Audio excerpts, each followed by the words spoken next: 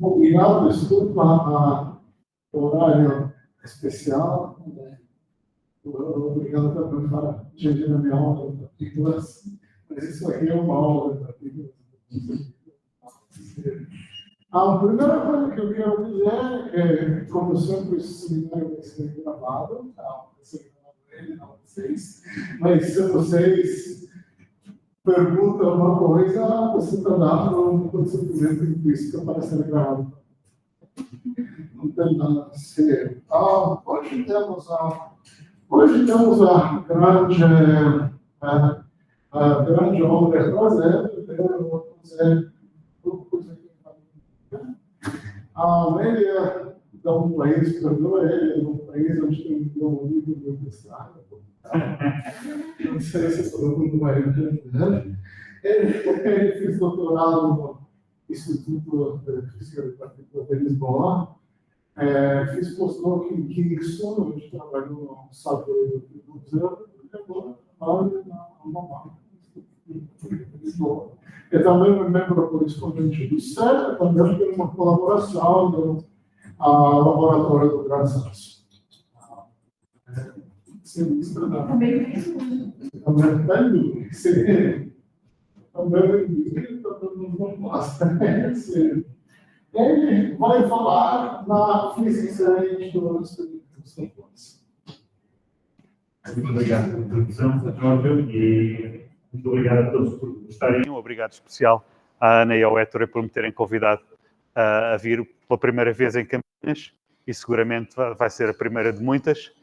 Mas então, hoje vou-vos falar sobre neutrinos de reator, solares, neutrino stable beta decay, que são os vários temas da física da experiência dos snowballs. Se o meu português europeu às vezes tiver alguma palavra mais estranha, levantem a mão, não tenho problema nenhum em clarificar, tá bom? Porque às vezes pode haver coisas que são um pouco diferentes. Então, isto aqui, vou só passar aqui esta. A estrutura do que eu estava a pensar falar é começar por fazer uma pequena introdução à experiência SNOWplus, como é que é feita, e depois fazer uma introdução aos neutrinos solares e às oscilações de neutrinos solares, que foi em grande parte como nós ficámos a saber que os neutrinos têm massa. E uma das verificações dos neutrinos solares foi com neutrinos de reator nuclear, e portanto também está incluído aqui. Sim. Se calhar a luz mais atrás. É assim. Isso, sim.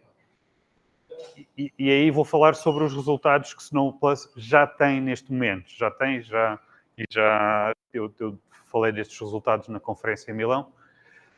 E depois vou falar do tema que é considerado também o tema principal da experiência, que é o decaimento beta duplo sem neutrinos, que ainda não começámos a fazer, mas vou-vos falar de quais é que são as perspectivas da experiência para isso. Então, começando por o que é a experiência.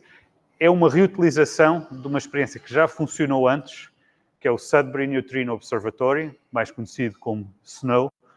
Foi uma experiência famosa que detectou, digamos, a oscilação de neutrinos solares, ou a mistura de neutrinos solares, e foi uma das experiências que recebeu o Prémio Nobel de 2015.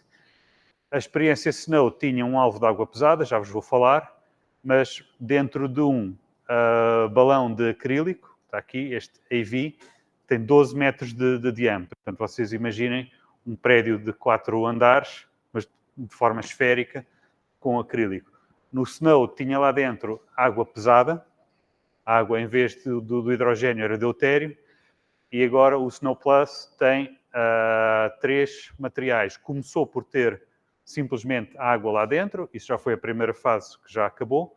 Agora, neste momento, tem cintilador líquido, que é um material chamado LAB, com 780 toneladas, e a próxima fase vai ser adicionar telúrio a isso. Ora, isso é, digamos, o alvo principal. Mas depois, à volta, é observado por 9.300 fotomultiplicadores, IMTs, que veem a luz de cintilação e Cherenkov produzida no alvo principal. Está circundado toda a volta por água ultrapura, que serve de escudo da radioatividade, da rocha que está à volta. Rocha porquê? Onde é que isto está? Isto está instalado a 2 km de profundidade.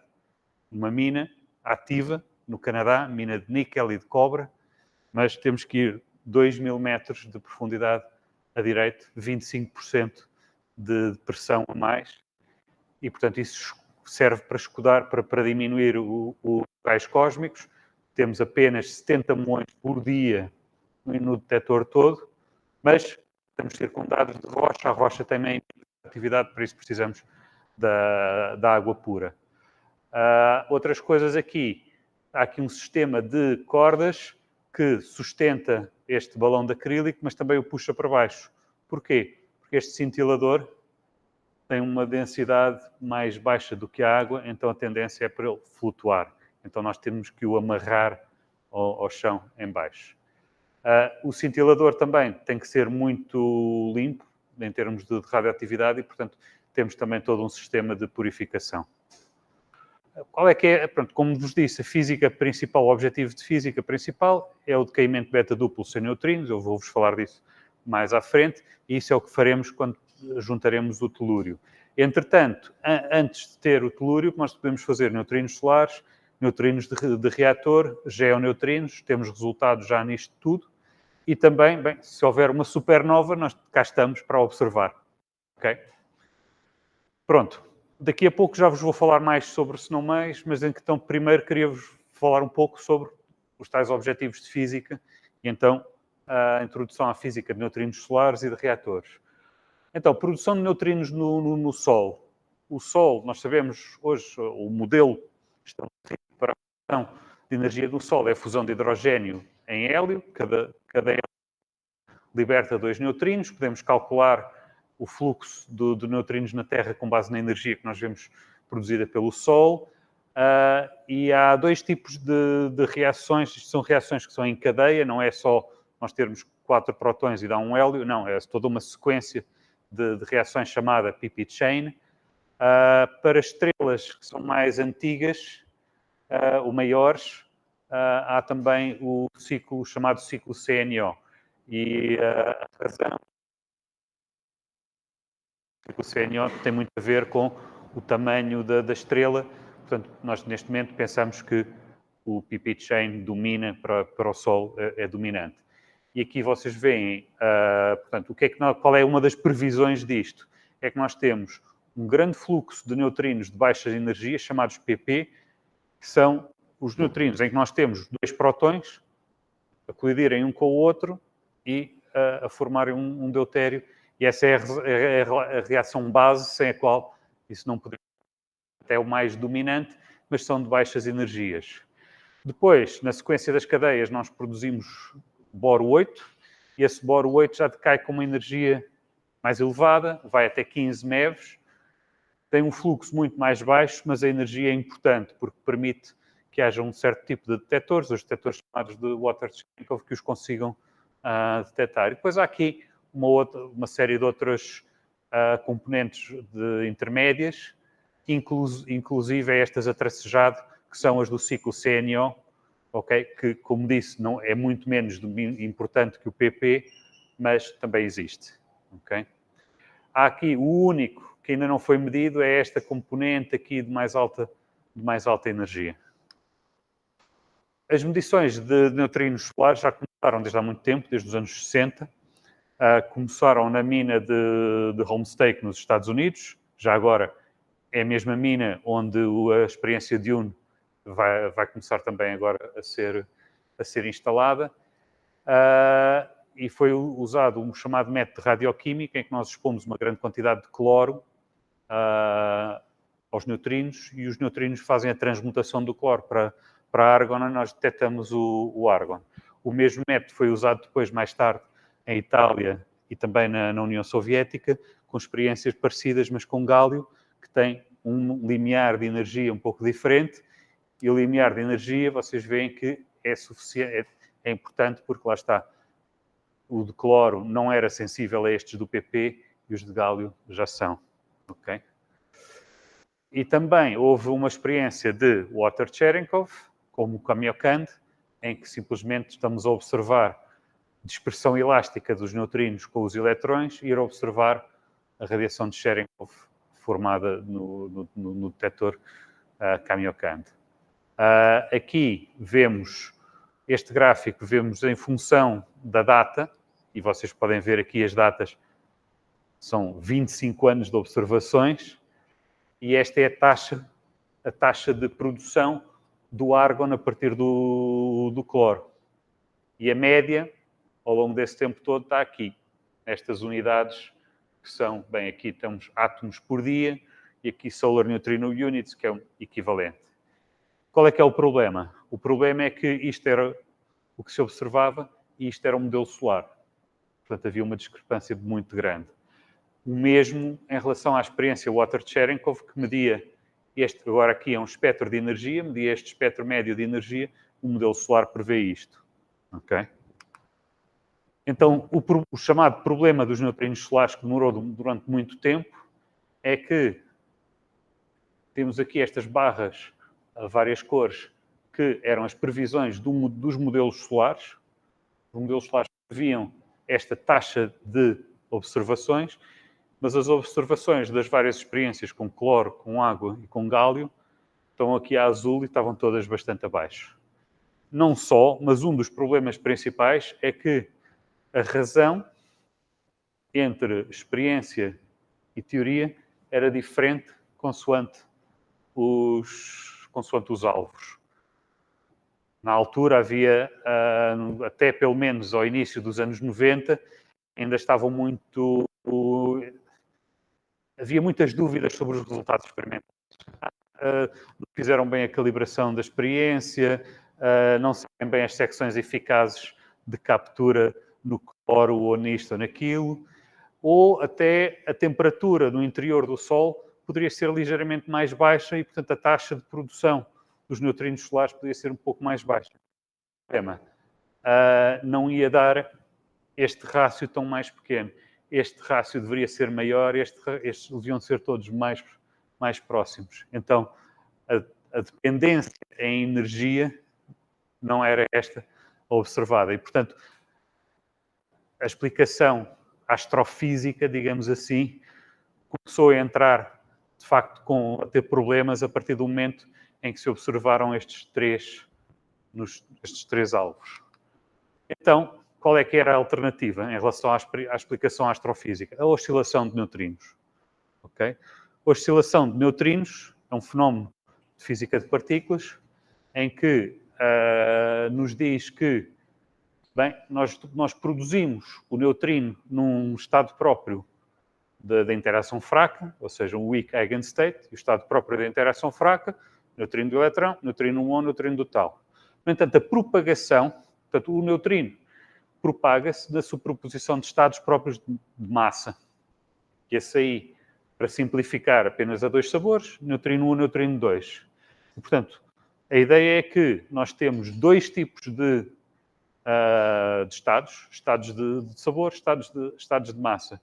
E os estados de sabor não têm uma massa bem definida. Portanto, não podemos falar propriamente de massa do neutrino do eletrão ou massa do neutrino 1, falamos de massa do neutrino 1 e neutrino 2. Mas eles estão relacionados por esta matriz de mistura. São duas bases de estados, relacionam-se por uma matriz unitária que a dois sabores é muito simples, é simplesmente como se fosse uma matriz de rotação. E então, o que acontece é que nós temos os únicos neutrinos que nós podemos observar e interagir com eles são os que são produzidos na interação fraca, não há mais nada. Então, sendo produzidos na interação fraca, são produzidos em diagramas deste tipo, como estados de sabor. Mas lá está, são sobreposições de estados de massa durante a sua criação. Mas e depois, com a propagação, o que é que acontece? Onda plana. Propagação ao longo do tempo, os vários estados de massa têm propagação com onda plana.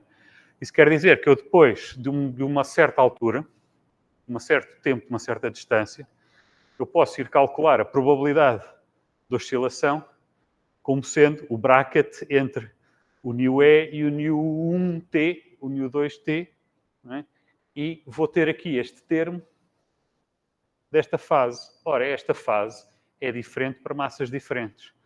O estado que tem uma massa um pouco mais baixa do que a outra, vai de alguma forma, a sua função de onda vai ser um pouco mais rápida e vai-se criar uma diferença de fases. Então, quando eu calculo esta probabilidade de que o neutrino do eletrão seja observado como neutrino do muão, vou ter uma expressão deste tipo, tem a ver aqui com o seno, e com a diferença entre as massas, a distância e a energia. Ora, a coisa principal aqui a notar aqui é que isto não é zero. No modelo padrão, os neutrinos têm massa igual a zero, isto seria tudo igual a zero. A probabilidade de oscilação não existe. Mas se o neutrino tiver massa, esta probabilidade não é zero. Esta probabilidade não é zero e mais, como é um seno ao quadrado, varia com o tempo. Okay? Oscila, e daí vem o nome de oscilações. Na matéria, isto é um pouco mais complicado. Na matéria, nós podemos ter dispersão dos neutrinos com matéria no meio. Acho que se calhar aqui não vou entrar demasiado em pormenores, mas essencialmente definimos estados próprios de massa na matéria, que não são os mesmos do vazio, mas tem aqui o M, e definimos em função dos estados próprios de sabor, mas formalmente as equações são iguais. Esta é uma equação muito parecida com esta, ou o inverso desta. Só que este ângulo de mistura na matéria tem uma dependência em quê? Na densidade do meio. Se eu estou a atravessar matéria, a matéria depois ou é mais densa ou é menos densa. No limite, se a minha densidade for zero, tem que ser igual ao vácuo, portanto tem que ter uma dependência na densidade. Então as massas do meu estado, dos estados próprios, vão ser definidas como M1 ao quadrado mais M2, mais aqui um termo que depende da matéria, e aqui um sinal mais ou menos que é diferente para antineutrinos. Okay? E isso também é importante.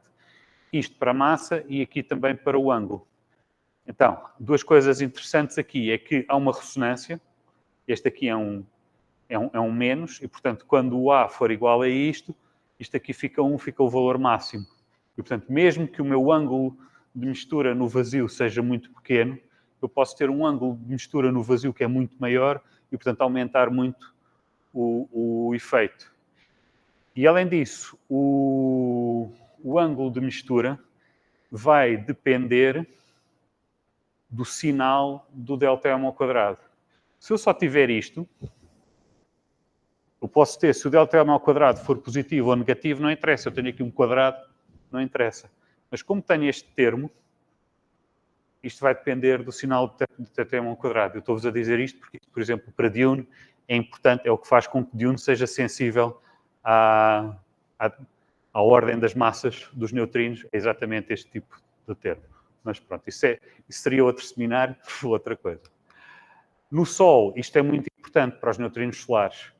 Nós temos no Sol, temos a chamada condição adiabática, que é um gradiente de densidade, se for muito pequeno, os neutrinos estão ficam na mesma massa, são produzidos aqui num estado µe é igual ao estado µ2, mas eles continuam no mesmo estado de massa, que no fim, quando chega à densidade igual a zero, é igual ao µ2 do vazio. Okay?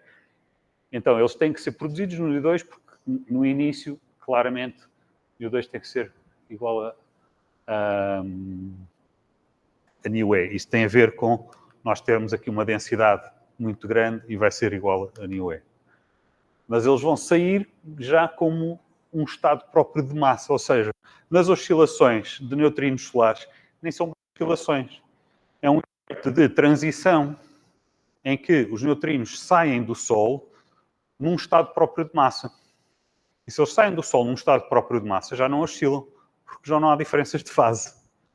Okay? Eles têm a mesma Então, são nu2, são simplesmente nu2. Agora, o nu2 depois tem uma composição de nu-mu, e nu é o que é, e portanto nós, essencialmente, quando estamos a observar neutrinos do eletrão vindos do Sol, estamos basicamente a medir aqui o seno de θ. Okay?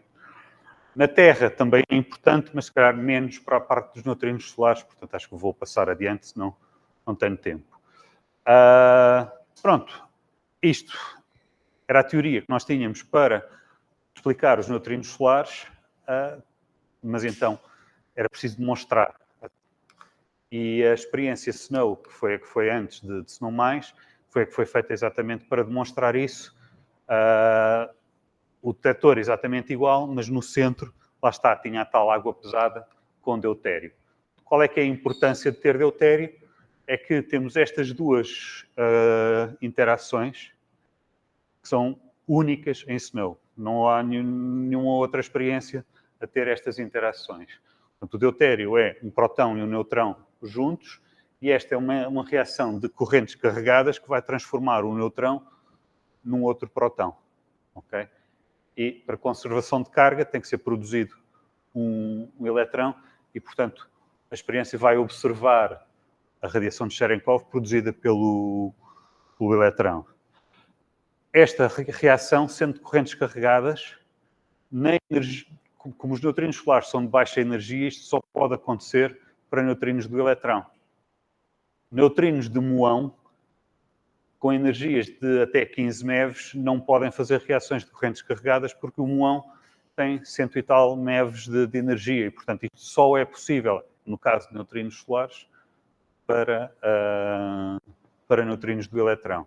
A outra reação importante é a reação de correntes neutras, em que simplesmente nós estamos a ceder energia ao núcleo e a separar o próton do neutrão. Portanto, fica o neutrino. Aqui depois já não detectamos, mas vamos detectar o neutrão livre.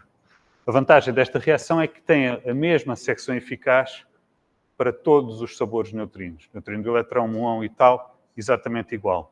Então, se nós medirmos os neutrinos solares com estas duas reações e compararmos, se não houver oscilações, as taxas destas reações têm que ser iguais. Porque o Sol só produz neutrinos do eletrão. E então as taxas teriam que ser iguais. Se forem diferentes, nós estamos a provar que os neutrinos mudam de sabor. Okay? Pronto, aqui se calhar vou passar à frente, digo só para dizer que a detecção dos neutrões não é simples em SNOW e teve que se fazer 3 fases diferentes com técnicas ligeiramente diferentes para fazer a detecção dos neutrões. Depois, se houver perguntas, eu posso voltar atrás, mas passo agora já mais depressa. Então, este gráfico mostra a medição das correntes neutras, ou seja, o fluxo total de neutrinos com as 3 fases diferentes de SNOW. E são 3 fases, as 3 são compatíveis, e além disso são compatíveis com isto que é o modelo solar. Portanto, isto foi a primeira experiência que fez uma observação compatível com o modelo solar, que mostrou que o modelo solar não estava errado. Mas mediu também uma reação por correntes neutras, por correntes carregadas, desculpa, que era bastante mais abaixo aqui, que era 1/3 de correntes neutras. E está aqui, então, fluxo para correntes carregadas a vermelho, 1,5 aqui vezes 10 centímetros por segundo. E aqui, com as correntes neutras, medimos que o fluxo em muões e tal era 5. Ok? E, portanto, isto significa que nós temos um fluxo de muões e tal, neutrinos de muão e tal, que é a diferença, basicamente. Nós observamos com correntes neutras, observamos estes, estes 5, isto no fundo é tudo. E isto provou que nós tínhamos seguramente uma componente de neutrinos que não era de eletrão, que estava mais de 5 sigma acima de 0. Portanto, provou que os neutrinos estavam a mudar de sabor. O que é uma coisa que, então, foi a primeira vez, foi a única vez que isso se fez. Entretanto, nos aceleradores já se fez a observação de neutrinos do eletrão em feixe de neutrino de muão, mas na altura foi a primeira observação da appearance. Ok? Pronto, então, tudo bem, determinou-se que, de facto, o modelo solar não estava errado, o modelo solar previa o número. Observam. Então, e agora? E depois disso? Depois disso temos duas coisas para fazer. Do ponto de vista de física solar, podemos perguntar-nos, bem, ok, então e os outros fluxos que não são os do Bohr 8? Ok? E será que os modelos solares funcionam bem para explicar também os fluxos dos outros, do berílio 7, do PEP, do CNO e por aí fora? E aí a experiência Borexino em Itália foi, de facto, deu os resultados mais importantes. E do ponto de vista de oscilações de neutrinos, a partir do momento em que nós medimos a mudança com uma experiência solar, será que conseguimos confirmar isso com uma experiência na Terra, em particular, por exemplo, com reatores, neutrinos de reator? Sim, isso foi feito com Cameland. Ok? Pronto, então Borexino conseguiu, vou passar muito rápido, mas eles conseguiram medir praticamente todos os outros fluxos de mais baixa energia, com alguns com mais incertezas, como aqui no caso do CNO, outros com menos incertezas, no caso do berílio 7, o único que ainda não foi de facto medido é o HEP. E isto já começa a ter precisão suficiente para poder distinguir alguns detalhes de modelos solares, não é? Em particular a chamada metalicidade, que para a astrofísica a metalicidade é simplesmente a fração de elementos com o número atómico acima de 3 para cima, né? Corrijam-me se estiver errado. E o Borexino já começa a poder fazer isso. Ups. Pronto, em Cameland observou neutrinos de reator, portanto os reatores também são uma fonte abundante de neutrinos, neste caso antineutrinos. Nós temos um neutrão que incide no urânio 235, que depois se vai cindir em fragmentos de massas mais pequenas, e esses fragmentos também são fragmentos que são ricos em neutrões e, portanto, vão fazer beta-decay, emitem antineutrinos, e são fontes bastante intensas. Ora, os parâmetros o tal ΔM ao quadrado, diferença de massas, e o ângulo de mistura, que conseguem explicar a mudança de sabor dos neutrinos do Sol, previam a oscilação de neutrinos de reator em distâncias na ordem de 50 a 100 km. Ora, o detector Kamioka no Japão está mais ou menos aqui, mas está no meio de uma quantidade muito grande de reatores nucleares do Japão, com uma distância média de 180 km.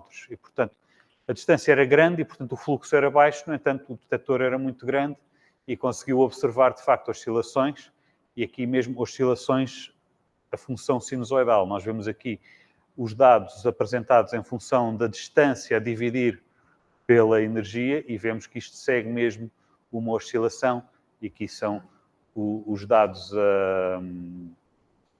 aqui nestas curvas que pronto, estão perfeitamente de acordo com os modelos de oscilação.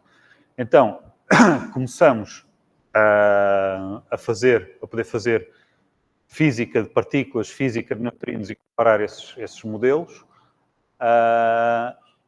E podemos analisar os resultados dos neutrinos de reator, estão aqui a verde, e os neutrinos solares, que são estas outras regiões, em função de quê? Do tal ângulo de mistura e da diferença de massas.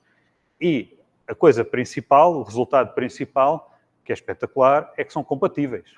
Estamos a observar neutrinos produzidos no centro do Sol e que têm uma mudança de sabor devido a efeitos de oscilações na matéria no meio do Sol. E esse efeito é explicado com os mesmos parâmetros de neutrinos que observamos de reator, que é praticamente oscilações no vazio. É bastante espetacular que isto batem um em cima do outro. No entanto, com a precisão a aumentar, nós temos uma pequena diferença de 1,5 sigma, não é ainda muito significativa, mas agora pode ser interessante ver o que é que outras experiências, como por exemplo, se não mais, vão ver. Okay? O que é que ainda falta para fazer do ponto de vista de oscilações solares? Nós temos medições dos espectros de Borexino temos medições dos neutrinos aqui a baixas energias, até 1,5 MeV, e depois a partir de 4, 5 MeVs para cima no boro 8, mas toda aqui uma região intermédia que ainda não foi observada. E, por exemplo, mesmo só as oscilações standard prevêem uma subida da probabilidade de sobrevivência para energias mais baixas, que ainda só há uma pequena hint, uma pequena pista para isso, com observações recentes de supercase, não, mas ainda não é muito forte. E há modelos alternativos em que a probabilidade de sobrevivência seria mais baixa. E não temos ainda forma de constranger aqui isto. Portanto, esta região de baixas energias é interessante para observações futuras. Okay? É nesse sentido que se enquadra também agora a experiência, se não mais. Já vos mostrei este gráfico, mas então agora mostro-vos algumas imagens da construção. Pronto. Se não mais vai medir e já tem alguns resultados sobre isto. Isto esta foto ainda é antiga, na altura da construção de Snow. Vocês veem aqui o balão de acrílico e cada um destes pontinhos são os tais fotomultiplicadores montados numa estrutura aqui geodésica. Isto são os fotomultiplicadores, são na ordem dos 20 centímetros de diâmetro, mas cada um deles tem uma série de refletores aqui à volta que aumentam a sua cobertura geométrica e estão empacotados assim, de forma bastante forte, bastante compacta. E aqui é uma imagem tirada de dentro do detector. Pronto, está a 2 km de profundidade, tem portanto, a vida de um físico experimental é termos que fazer treinos de mineiros, as botas, o macacão, isso tudo. Andar numa mina cheia de lama e poeira, mas lá dentro depois o laboratório é ultra limpo. Nós temos que despir tudo, tomar banho, etc. A atividade poeira da mina é a morte da experiência e nós temos que evitar tudo isso. Então aqui vocês veem que as paredes também são já recobertas todas de um plástico e, portanto, aqui é durante a instalação do detector, dos sistemas de calibração que andei por lá empoleirado. Pronto, então, se não mais, eu disse que já tem resultados. Nós começámos por encher. O exterior é sempre água, mas o interior também começámos por encher também o interior com água e fizemos a fase da água em 2017 e um bocadinho ainda em 2019. Em 2019 começámos a encher com o cintilador líquido. E o cintilador líquido é mais leve do que a água, portanto enchemos por cima, vamos retirando água por baixo, mas o cintilador é como azeite e água. Se vocês puserem azeite em cima da água, o azeite fica a flutuar por cima e nós vamos puxando a água por baixo. E é isso que vocês veem aqui. Esta parte aqui de cima é o azeite ou o cintilador. Só que aqui, o que é que aconteceu em 2020? Pandemia, não é? E a pandemia impediu-nos de ir dentro do laboratório para continuar o enchimento. Então tivemos uma fase em que tínhamos metade de água, metade de cintilador durante 6 meses, em que aquilo ficou parado. E tivemos uma fase chamada partial fill, que tivemos já alguns resultados de física até interessantes. Fomos capazes de fazer a reconstrução daqueles dados e temos dados já publicados. Depois, acabou a pandemia, vá lá e conseguimos finalizar o enchimento e estamos neste momento na fase em que temos o detector todo cheio de cintilador e também vos vou mostrar resultados sobre isso. No ano que vem, contamos a começar a fase de telúria, fase para o Neutrino Double Beta Decay, carregando telúrio no cintilador. Ok. Uma das contribuições principais do meu instituto, do LIP, foi na construção de sistemas de calibração e trabalhámos essencialmente em 2 sistemas. Um é um sistema com fibras ópticas para fazer a calibração dos fotomultiplicadores. São cerca de 9.000 fotomultiplicadores, são muitos, não é? Em Snow, nós tínhamos uma fonte como esta, no interior e que íamos utilizando para fazer flash de luz e calibrar todos os meses. No entanto, para consumir mais, os nossos requisitos de radiopureza são muito maiores e não queremos estar a fazer isso todos os meses. Então, pensámos num sistema externo e que tem fontes de fibras ao longo de vários pontos, por volta de 90 e tal pontos do sistema, da esfera dos PMTs, que enviam luz para o outro lado e cada cone de luz aqui ilumina cerca de 200 PMTs do outro lado. Okay? E então, combinando os tais 90 e tais fibras, nós conseguimos iluminar todos os 9.000 PMTs. Então, nós desenhámos os suportes para as fibras, fizemos controle de qualidade, desenhámos a coisa de passagem das fibras aqui para dentro. Os nossos colegas de Inglaterra fizeram a parte da eletrónica dos LEDs que estão ligados às fibras. Mas pronto, aqui temos a instalação dessas fibras e isto já são dados reais do detector, com uma fibra a iluminar muitos PMTs do outro lado. Aqui temos algumas pequenas reflexões do lado mais próximo. E fizemos, depois disto, fizemos também o upgrade do sistema de inserção de fontes. Isto é parecido com o sistema de inserção de fontes de Snow, só que agora tem que ser tudo selado por causa da radioatividade. É muito mais complicado do ponto de vista da radioatividade. E nós construímos dois, desenhámos e construímos dois, aqui nas oficinas do LIP em Coimbra. Isto aqui tivemos o Art McDonald a visitar-nos lá, quando ainda estava em construção, mas neste momento temos o sistema no SNOWLAB. Pronto. A calibração na fase de água fizemos ainda com o sistema antigo de Snow, conseguimos medir o comprimento de atenuação da água, mesmo com comprimentos de atenuação da ordem de 200 metros. Conseguimos medir a resposta dos PMTs em função do ângulo de incidência, e há aqui uma degradação com o tempo que vamos observando, que tem a ver com a degradação da refletividade dos tais refletores daquelas pétalas que estão à volta. Okay? Mas uma vez que nós medimos isso e colocamos no modelo, tanto no modelo de simulação como no modelo depois de reconstrução dos eventos, nós fazemos como? A nossa calibração nós fazemos, por um lado, medimos os parâmetros que usamos na simulação e na reconstrução. Por outro lado, pomos outras fontes, como seja fontes de gamas, e vamos simular essas fontes de gamas e observar os dados reconstruídos com o novo modelo.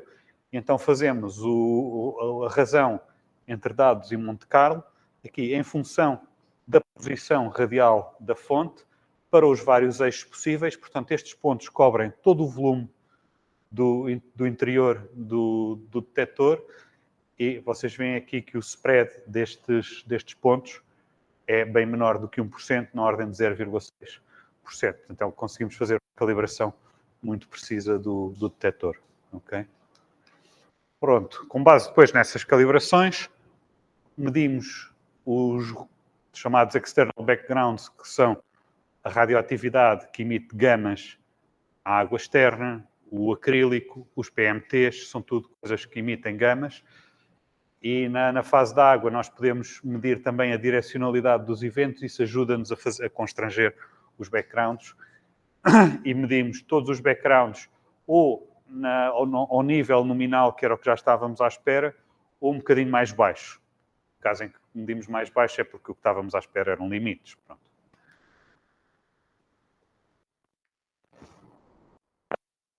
Na fase do cintilador, conseguimos medir também já a quantidade de urânio e tório que estão presentes, dissolvidos dentro do cintilador. Isso são, pronto, todas estas medições de física são de muito baixo ruído, então temos mesmo que estar muito preocupados com a quantidade de urânio e tório. Dentro do urânio e tório, das cadeias, existem estas sequências que têm a vantagem de ser muito rápidas. A vida média do polónio 214 é rápida, ele decai logo para o chumbo 210 e, portanto, a sequência destes elétron e alfa é muito rápida, e a mesma coisa também na cadeia do urânio. Também tem outra sequência que também é muito rápida, então a eletrónica consegue identificar. E aqui vemos, por exemplo, a diferença de tempo entre este e este. E lá está, segue ali a exponencial, que com a vida média do polónio 214, e portanto está tudo certo. E com isso conseguimos ver bem a energia dos alfas, é um pico gaussiano, e a energia mais distribuída dos betas. Isto é ótimo também para fazer calibrações, mas também para fazer a medição dos níveis de radioatividade em função do tempo, e temos aqui os níveis de radioatividade para o urânio e para o tório em função do tempo. Vemos que no início de cada fase começa muito alto, mas isto vai decaindo com o quê? Com a vida média do radão. Okay? Isto é seguir ao radão, e a mesma coisa aqui do radão 222.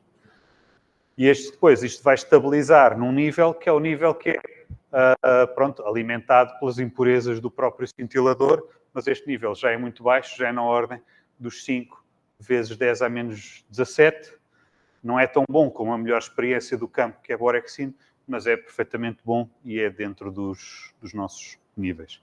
Portanto, do ponto de vista da radiopureza do cintilador, está tudo bem, está tudo pronto para podermos avançar. Então agora, finalmente, falo-vos dos resultados de física. Então, na fase da água, tivemos resultados de física de neutrinos solares. Ok? Aqui, se calhar, não vale a pena estar com muitos pormenores, mas conseguimos ter o background mais baixo na região de 5 MeVs para cima. Isto porquê? Porque acima de 5 MeVs o background, em grande parte, é background cosmogénico. Ok? Que ativam o oxigênio, etc., da água. E vocês veem aqui este espectro acima de 5 MeVs, praticamente não tem fundo nenhum. É só este espectro em função da direção ao Sol, e tudo isto é o pico dos neutrinos que vêm do Sol, sem background. A baixas energias é mais baixo, dá algum background, mas pronto, temos aqui a nossa medição do fluxo, que é compatível e o espectro compatível com o modelo solar. Okay? O resultado talvez mais interessante que tivemos até agora na água foi a medição de neutrinos de reator na água. Os neutrinos de reator têm primeiro o evento de positrões e depois um neutrão. Um neutrão captura nos prótons e dá um gama de 2.2 MeV. 2.2 MeV, detectar isso em água, em water de Cherenkov, é muito difícil. A quantidade de fotões é muito pequena. São para aí 12 fotões. Uma coisa é pouco. Mas conseguimos fazer isso também em coincidência. Conseguimos observar, temos uma eficiência de captura de neutrões de 50% em água pura, e conseguimos medir, são poucos eventos, e o espectro é muito largo, mas temos aqui o que nós esperaríamos de reatores, o que esperaríamos também com backgrounds, e é perfeitamente compatível. Isto foi a primeira vez que se fez detecção de neutrinos de reator em detectores de Cherenkov puro. Ok?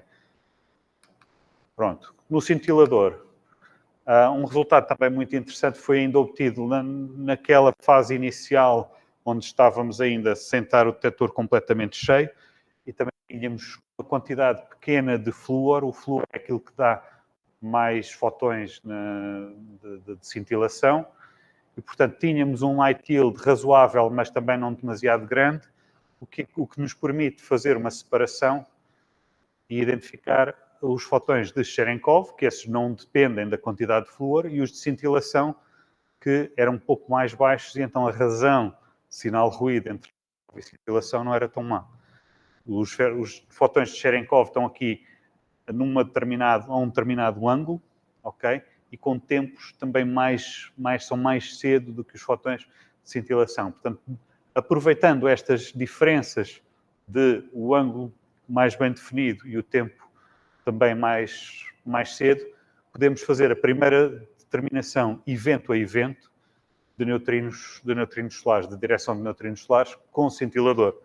Se forem experiências só com água, water de Cherenkov, já se fez, Kamiokande, Super Kamiokande, etc. Em cintilador, foi a primeira vez, e aqui isto são os dados a preto e o Monte Carlo a azul. Ok? Portanto, isto pode dar ideias para experiências futuras, como ou outras experiências que tentam basear-se na separação Cherenkov-cintilador. Então, do ponto de vista, entretanto, já aumentámos a quantidade do flúor e o nosso espectro de neutrinos solares, basicamente, é aqui, é este espectro todo, e, portanto, só a partir de, por volta de 5 MeVs, é que já não temos background. Temos aqui um bump muito grande de background interno do tório, e depois aqui, na parte aqui mais baixa energia, temos os backgrounds externos. Isto é com um corte de volume fiducial 5 metros. Eu lembro-vos que o raio total da esfera é 6 metros e nós estamos a aproveitar apenas os 5 metros mais internos. Mas se quisermos eliminar aqui o externo, podemos cortar ainda mais. E é o que estou a mostrar aqui, que é, se fizermos um corte de 3 metros, desaparece o externo. O do externo é isto aqui. E então, aqui também o interno também já é baixo e, portanto, nós achamos que vamos conseguir fazer alguma medição de neutrinos solares aqui no 2,5. Por enquanto, a estatística ainda é muito baixa, portanto, não conseguimos ainda dizer nada. Temos aqui um evento, mas este evento não quer dizer nada, mas com o tempo pensamos que vamos conseguir fazer uma medição. Lá está, dentro daquela região onde eu vos disse que não havia ainda medições. Em princípio, vamos conseguir fazer isso. Uma medição que fizemos recentemente também foi de reações de correntes carregadas em carbono 13. Okay? Portanto, os neutrinos do eletrão podem reagir com o carbono 13, que é um dos isótopos presentes num cintilador líquido de material orgânico, não é? Isto produz eletrão, que nós vemos logo, e o azoto 13, que decai com positrões. Okay? Ora, a vida média do azoto 13 é um pouco comprida, 862 segundos, são muitos minutos. E, portanto, até agora isto não foi observado, porque para poder observar uma coincidência tão grande, temos que ter background muito pequeno. E noutras experiências que são não são tão profundas, como se não conseguem, porque não conseguem ter uma janela tão longa de observação. Há sempre outras coisas a meterem-se no meio. Okay? Este carbono 13 tem uma desvantagem, que é a abundância isotópica é só 1,1%. No entanto, a secção eficaz, a secção de choque, é 12 vezes maior do que o elastic scattering normal. E, portanto, de alguma forma, compensa. E, portanto, no caso de SNO+, de facto, por exemplo, outros backgrounds cosmogénicos, como, por exemplo, do chamado Brilho 11, são negligíveis. O SNO+ é tão fundo, 2 km, que não tem isso. E o que é que será o outro background? Backgrounds acidentais. São backgrounds que acabam por cair daquela janela simplesmente por acaso. Mas isso nós podemos determinar a partir dos dados. Ok? E temos aqui esta determinação. Espera lá. Certo. Como é que determinamos a partir dos dados? Nós pegamos um fake prompt ao acaso e depois vamos à procura de sinais atrasados em função desse fake prompt. Ok. Esse background data-driven, nós podemos ver esse background acidental e o que estamos à espera é isto aqui, esta distribuição a vermelho. Esta variável é um discriminante que já tem em conta energia, diferença de... Espero que estou a dizer isto mal. Nós temos aqui, então, peço desculpa. Isto é a energia do Bohr 8. E aqui a distribuição destas correntes carregadas é esta. Nós temos que pôr um threshold de energia em que seja acima ali de onde não estejamos dominados pelo Bohr 8. Estamos à procura de uma coincidência. As coincidências posição e a diferença de tempo entre o evento 1 e o evento 2. Nós pegamos em tudo isso e construímos uma variável única através do método de likelihood e criamos este discriminante. Isto é aquilo que estamos à espera para o background, isto é aquilo que estamos à espera para o sinal. Este corte, onde aqui que pusemos aqui neste valor de 4 para o likelihood cut, foi estabelecido de forma com um blind analysis. Portanto, antes de olharmos para os dados, estabelecemos que seria este o ponto melhor para o corte. E quando fizemos a abertura da box, foi esta a distribuição que vimos. Ou seja, 2 eventos, quando exatamente o que estaríamos à espera era exatamente na ordem dos 2 eventos, sendo com análises diferentes. Ok? 2 eventos é muito pouco, certo? Mas já é uma pequena indicação, até porque o background aqui não estávamos à espera de absolutamente nada. Portanto, com mais dados, provavelmente poderemos ter uma indicação, depois uma medição mais forte. Mas é o tipo de medição que só pode ser feita em Snow mais por causa da profundidade. Mais física com estes dados de cintilador é a dos antineutrinos de reator. Portanto, lá está a tal reação de inverse beta decay que já vos falei. Aqui temos o espectro de neutrinos de reator a preto, se não houvesse oscilação nenhuma. Okay? Só aquilo que vem dos reatores e das suas secções eficazes. Ora, depois temos que calcular qual é que é a probabilidade de sobrevivência em base a quê? Em base às distâncias dos reatores ao detector. A vantagem de Snow mais é que tem menos reatores do que Camelland e então as distâncias são mais discretas, enquanto que Camelland são muitas e fazem um efeito de washing out. Aqui não. É uma distância, há um reator próximo a uma distância de 200 km, há outro a 400 e os outros estão mais longe. Então, a forma do espectro que nós esperamos observar é bastante diferente.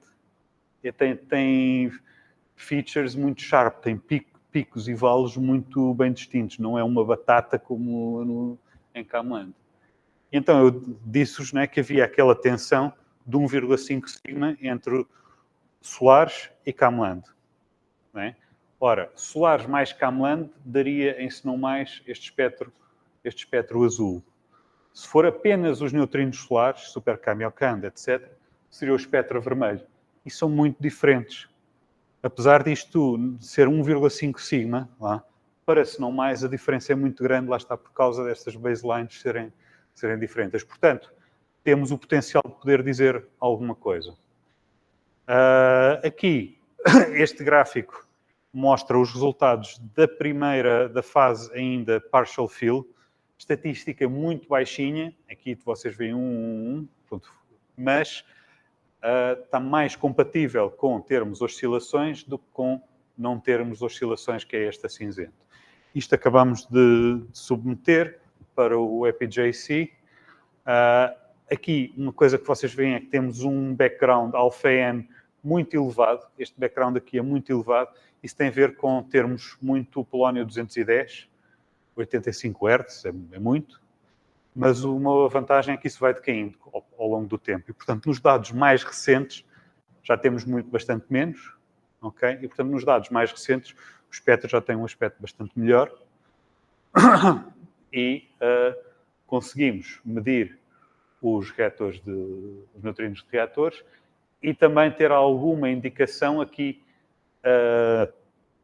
digamos aqui a roxo, sobre geoneutrinos.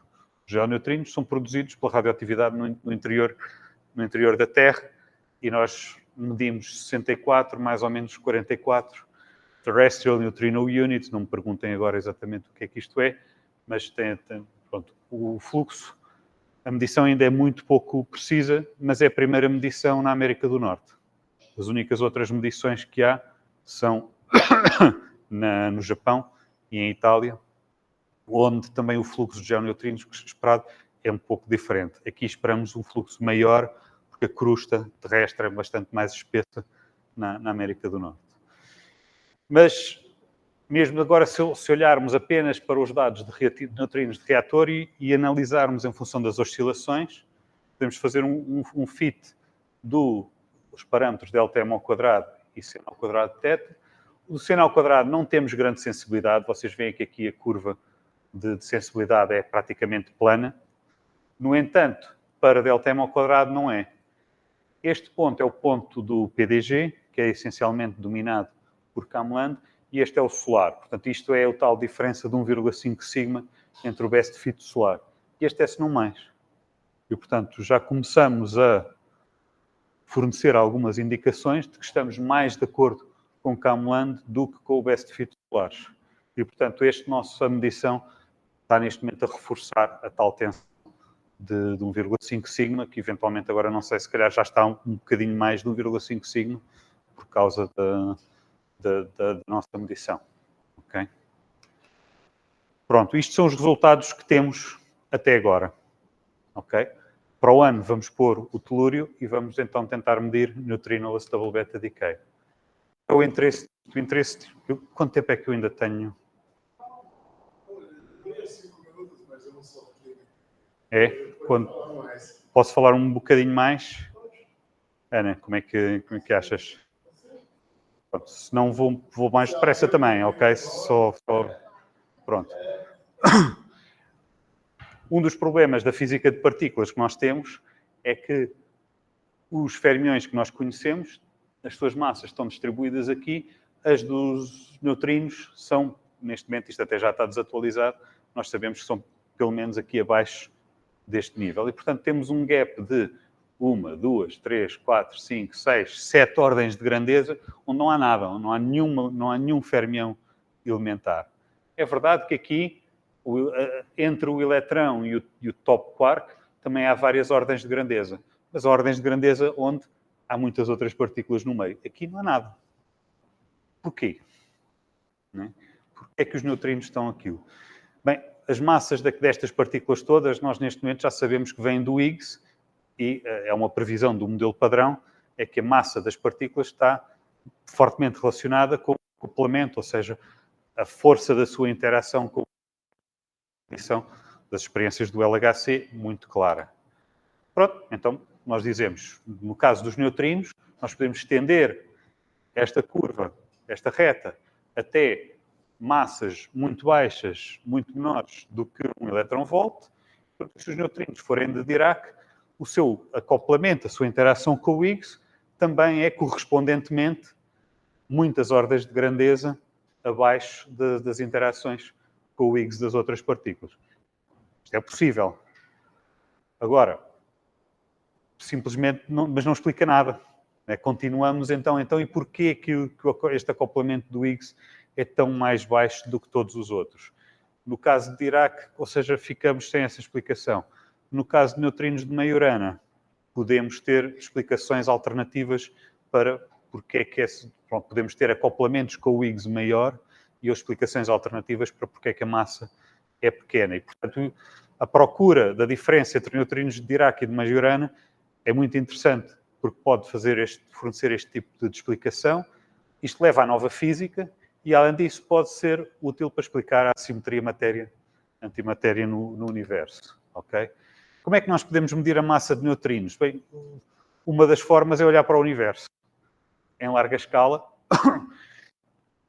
supernovas muito, muito distantes. Bem, aqui podemos perguntar depois ali ao colega para como é que se fazem essas observações. Eu não sou da astrofísica, mas sei que os modelos da estrutura do universo a larga escala, se a massa dos neutrinos for nula, ou se a massa dos neutrinos for pequena, mas não nula, essa estrutura é muito diferente.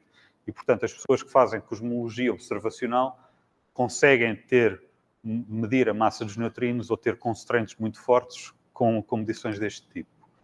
E isso é uma dos três pilares que nós temos para fazer a medição da massa dos neutrinos. É sensível à soma total da massa dos neutrinos, é um efeito gravitacional. O outro efeito é a observação do declínio beta normal, simplesmente. Um núcleo decai e emite eletrões e neutrinos, e a massa eficaz do declínio beta é uma determinada combinação linear das massas dos neutrinos e dos elementos da matriz de mistura dos neutrinos. No caso do declínio beta duplo, também a força desse declínio, a intensidade, é determinada por um parâmetro chamado a massa efetiva de Majorana, que é uma combinação diferente. Vocês notem que aqui o módulo está aqui e aqui o módulo está cá fora. Então a esperança é que, combinando sinais positivos nestas 3 pilares, nós conseguiremos identificar massa 1, massa 2, massa 3. Por enquanto, ainda não, lá chegaremos. Então o double beta decay é o quê? É nos casos em que nós temos núcleos par-par, em que o decaimento beta simples não é possível, desde aqui, se nós tivermos este núcleo, ele não pode decair para ali, a massa daquele núcleo é mais elevada, esta não é energeticamente possível, mas esta é. Então, neste caso, pode acontecer o decaimento beta duplo, que é raro, mas já foi observado. O decaimento beta duplo sem neutrinos, ok? Este é o normal, são simplesmente dois decaimentos beta lado a lado. No caso destes neutrinos se aniquilarem internamente, este é o chamado decaimento beta duplo sem neutrinos, e a única coisa que vem cá para fora são estes eletrões. E, portanto, para já, vocês podem ver logo que há aqui violação do chamado número leptónico. Nós tínhamos um núcleo, não havia leptões nenhuns, e de repente apareceram ali 2 leptões. E, portanto, houve violação, claramente, do número leptónico. Isto só é possível se o neutrino for a sua própria antipartícula, e estes dois se aniquilarem mutuamente um ao outro. Esse é o caso dos neutrinos de Majorana. A vida média o inverso da vida média deste processo é dado por um espaço de fases, que depende principalmente de qual é que é a energia do decaimento, depende do chamado elemento de matriz nuclear, isto são núcleos complicados e, portanto, é preciso fazer cálculos de física nuclear que são muito complicados, e vocês podem ver que esses cálculos, estes elementos de matriz nuclear, têm aqui valores muito grandes, fatores 2, 3, os modelos diferentes têm previsões muito diferentes e, portanto, há uma incerteza muito grande. Ok? E, finalmente, temos aqui o tal parâmetro que vos disse, a chamada massa de Majorana eficaz, a dividir pela massa do eletrão. Portanto, esta massa de Majorana eficaz é um número pequeno, a dividir pela massa do eletrão, ainda mais pequeno, fica. E, portanto, essa é a parte que nos interessa mais. Eu, se calhar, vou saltar isto, que já... Não, mas este não posso saltar. Pronto. Esta massa eficaz de Majorana vai-nos poder dar a massa dos neutrinos, mas só o facto de nós determinarmos que os neutrinos são de Majorana é já em si espetacularmente importante. Os neutrinos de Majorana são iguais às suas próprias antipartículas, e a antipartícula é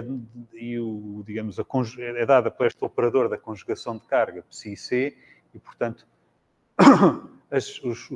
os termos de Majorana as partículas de Majorana são estes, em que a partícula φ é igual a φc, partícula igual a partícula.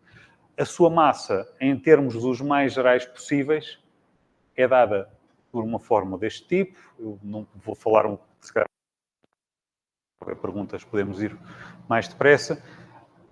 A previsão das massas é dada por isto, em função aqui dos três parâmetros que pusemos nesta matriz. O caso interessante é quando o ml igual a 0 e quando o mr é muito maior que o outro.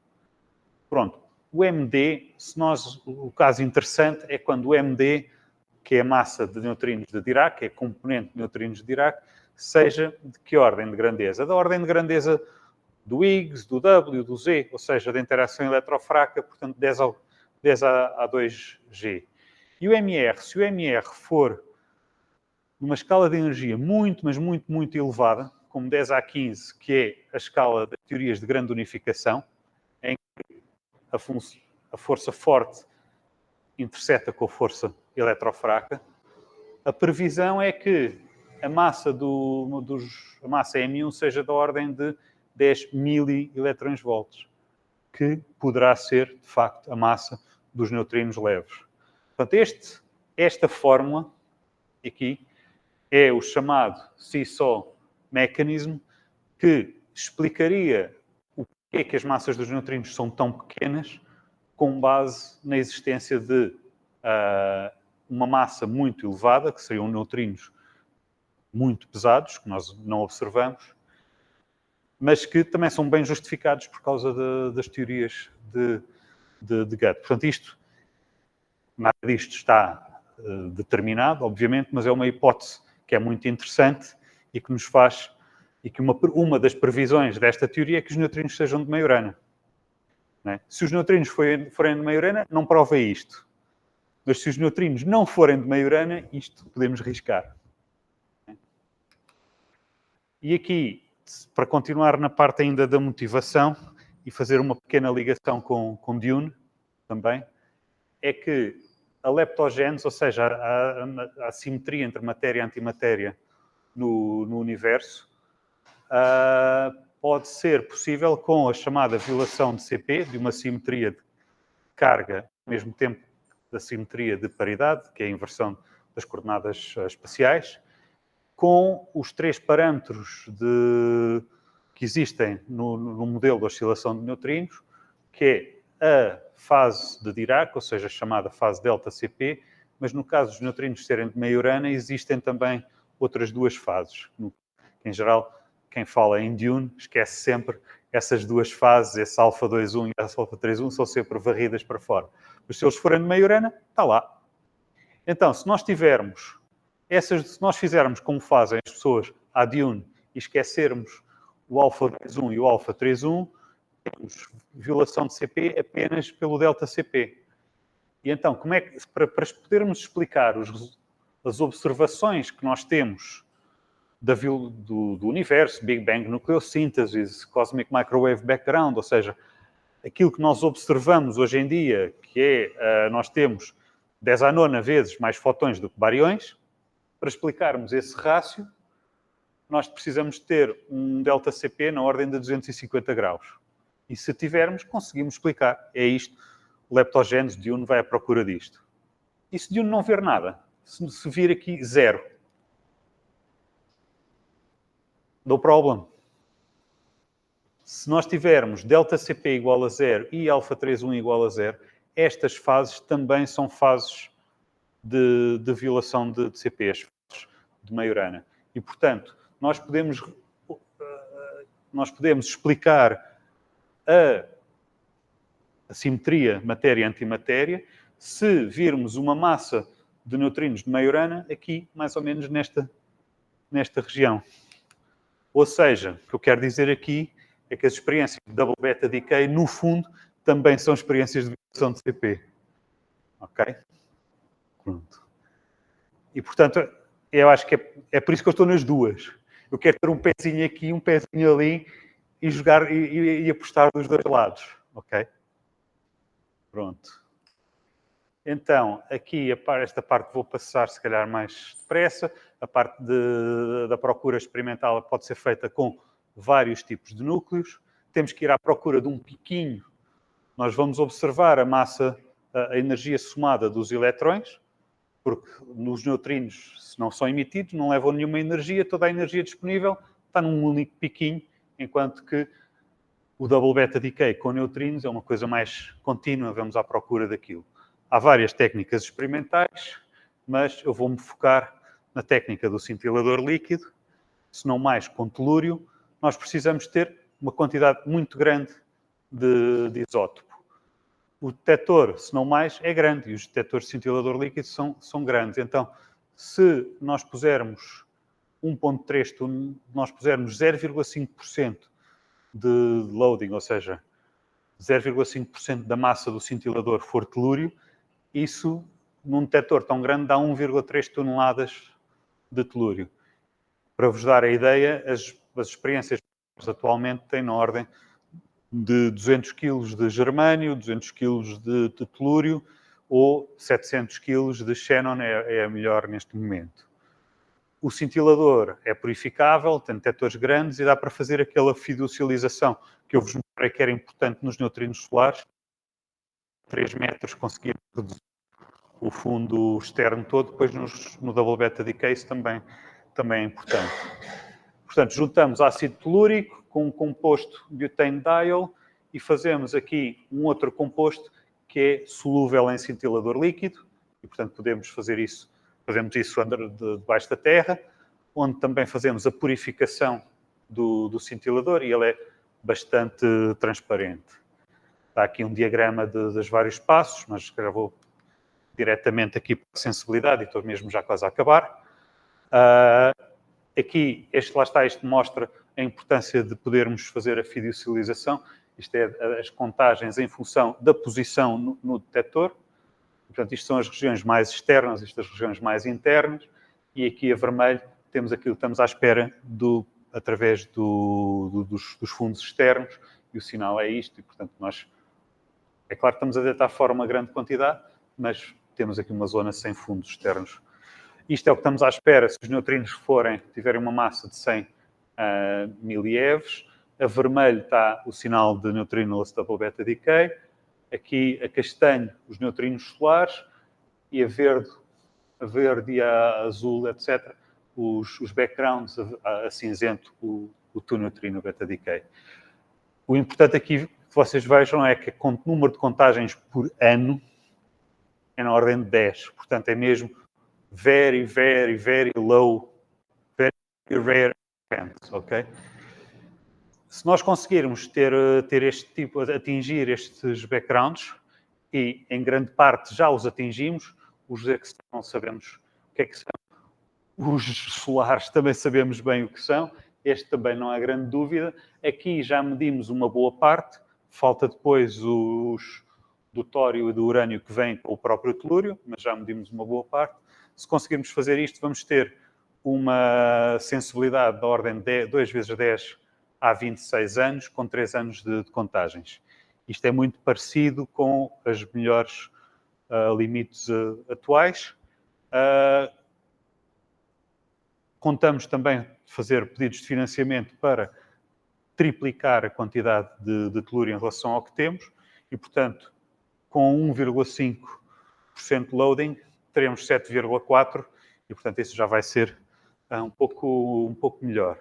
Aqui vou passar à frente e deixar como slide final este. Portanto, neste momento, a melhor experiência com telúrio é Quora e esta, em termos de massa eficaz de Majorana, esta é a região de Quora. Se não mais, com 0,5% é aqui, com 1,5% é ali. Portanto, se não mais, seguramente vai ser melhor do que a melhor atual com o mesmo isótopo. E, digamos, aqui já está os resultados de Kamlands-End atuais. Com 0,5% conseguimos mais ou menos igualar. Com 1,5% conseguiremos um pouco melhor. Este plot, se calhar, não está super atualizado. Falta aqui Legend e Gerda, que acho que estão aqui também mais ou menos, não muito longe aqui deste. Ok.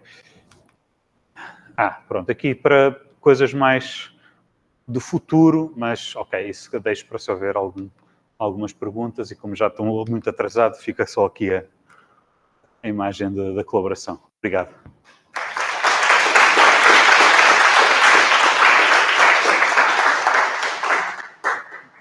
Muito obrigado. Tem perguntas? Eu tenho dois. A primeira é que o neutrino nunca interage com o próton e o nêutron. Ele interage com o próton e o nêutron dentro. E da física nuclear, nós sabemos, isso se chama EMC básico, que a função da onda do quark entre o nucleon, entre o próton e o nêutron, é muito deformada se o próton e o nêutron também nós sabemos que a função do quark é dependente do spin, ou seja, a probabilidade de ter um buffet do quark é muito diferente da qualquer expectativa do quark. Isso se chama spin buffer. Temos de que excelência ainda é misteriosa. O eletroneto está sendo construído praticamente para isso, para entender a deformação da parte spin a causa dos efeitos nucleares, ninguém sabe nada. Então, a pergunta é, até que nós sabemos a deformação das funções da estrutura a causa da física nuclear, sensíveis ao spin, você não pode extrair nada sobre neutrinos. Nós fazemos data driven. Usamos feixes, nós essencialmente. Então, os resultados que mostrei para neutrinos solares é a dispersão elástica entre elétron e os resultados que mostrei para reatores em inverse beta decay colocam só fora do. Fora, então, hidrogênio. É hidrogênio. Os compostos orgânicos do reator têm menos próprios livres. Portanto, a inverse beta decay tem um problema do hidrogênio. Daí isso não afeta absolutamente nada aqui. Agora, a razão, quando se está a fazer experiências mais altas energias, com núcleos, a fazer interações dentro dos centros, aí são feitas experiências também, normalmente, a distância mais curta, para utilizar as funções de estrutura, utilizar os form factors, etc. Mas isso não é prático. Os resultados do que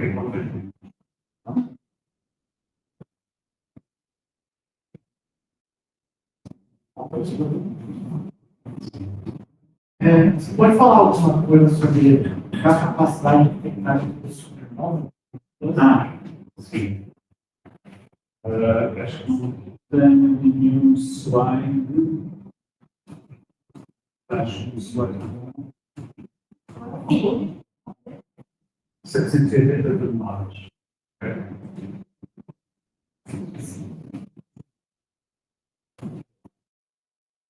Portanto, 780 toneladas é dentro do panorama. Se nós compararmos, por exemplo, neste momento, a maior que existe é a Supercanyon, que são 20 e tal toneladas de potencial, 50 mil no total. Isto é muito significativo, ou seja, se houver agora uma supernova, quem vai ter mais estatística é a Supercanyon. Quando antes de considerar a ativo, inicialmente, tal número de toneladas, depois 40 mil, os tipos de reatores, de experiências de reator cintilador líquido, têm uma vantagem interessante, que é a sensibilidade a este tipo de reação, que é a reação do inverse beta decay, que são sensíveis aos antineutrinos ou líquido. Então, nas supernovas, antes do burst principal, tem grande fluxo. Há uma subida ligeira do fluxo de antiorganização. As experiências com o supercanyon não são necessariamente sensíveis a esta reação aqui permite-nos observar a coincidência entre o elétron e o gânio. Isso produz muito background. É praticamente background zero. Praticamente background zero. Nós estamos constantemente a monitorizar este tipo de reação e se temos um aumento em relação ao normal, o sinal pode estar aí daqui a umas horas pode virar a ser supernova. As experiências como o supermercado, mas também eu, não vão ser sensíveis aqui este ano de 2022 e esta coincidência eu tenho demasiado background nessa região, o threshold de energia é mais elevado. Então, o papel aí, a experiência de sítio ali, são mais importantes. Mas o background acima de 15 metros não é tão relevante. Background acima de 15 metros, isso até 15 metros. Certo, mas a questão é a coincidência do que vai ter 15 metros é o central. E este ano tem a mesma 2,2. Ah, não, assim, eu sabia que background para ser supernova, acima de 15 metros, também não é significativo. Para ter supernova. Estes podem ser um bocadinho mais baixos. Esta fase inicial, a energia pode ser um bocadinho mais baixa. Isso. E permite-nos fazer uma coincidência. Os outros detectores não há coincidência. Mas, em princípio, bem, há também algumas reações europeias captadas no carbono. Que os outros detectores podem ter. Se for um termo de estatística maior, isso é evidente. Mas o facto de haver reação de redes carregadas no carbono, essas reações de redes carregadas são sensíveis apenas aos nutrientes do carbono. Sempre que nós podemos separar os nutrientes externos do eletrão do metal, também vai fazer isso. Redes carregadas do carbono. Portanto, no mundo, se nós tivéssemos que dizer quais é que são as melhores experiências para supernova, mas pode dar alguns motivos. Provavelmente está parada no NPD. Mas eu acho que você tem uma supernova, você tem galáctica, você tem 260.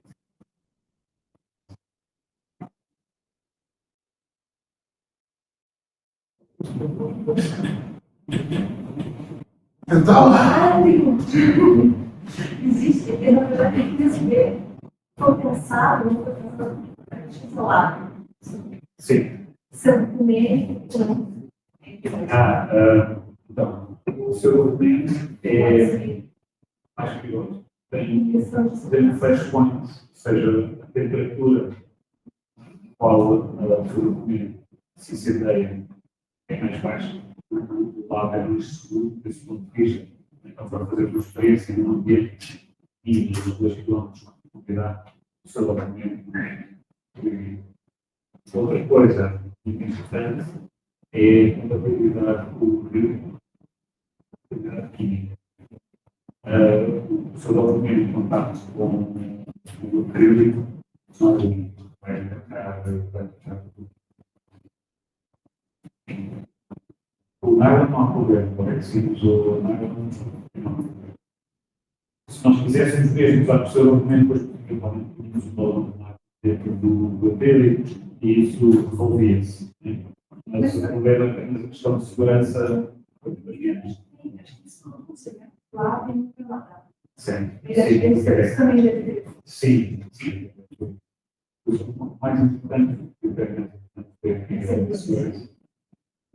Tem, obviamente, torna a experiência mais barata, porque desenhar e construir ao longo de nada. Lá, isso é criado pelo desenvolvedor.